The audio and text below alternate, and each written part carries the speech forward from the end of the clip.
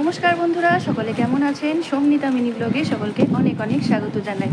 আজকে 5 জুলাই, আজকে পূর্ণ রথযাত্রা। সকলকে পূর্ণ রথযাত্রার অনেক অনেক শুভেচ্ছা। এখন আমরা রেডি হয়ে যাচ্ছি মাসির বাড়িতে জগন্নাথ দেবকে দর্শন করতে। তো চলুন আপনাদেরও দর্শন করেন।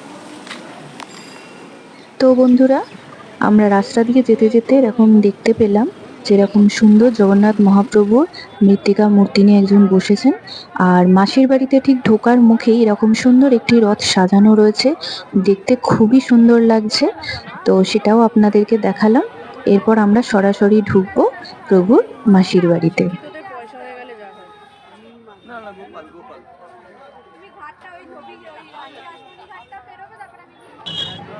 আমরা এখন এসে গেছি মাসির বাড়িতে।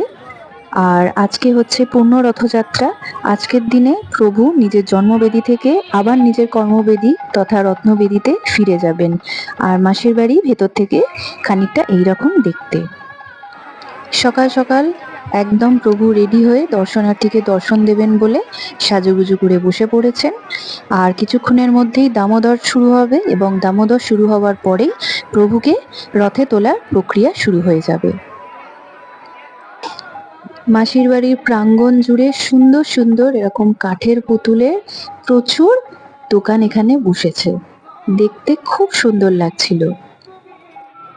এই হচ্ছে আমাদের মাহিষের রথ। আজকে এই রথে করেই প্রভু আবারও নিজের বাড়িতে তথা রত্নবেদীতে ফিরে যাবেন।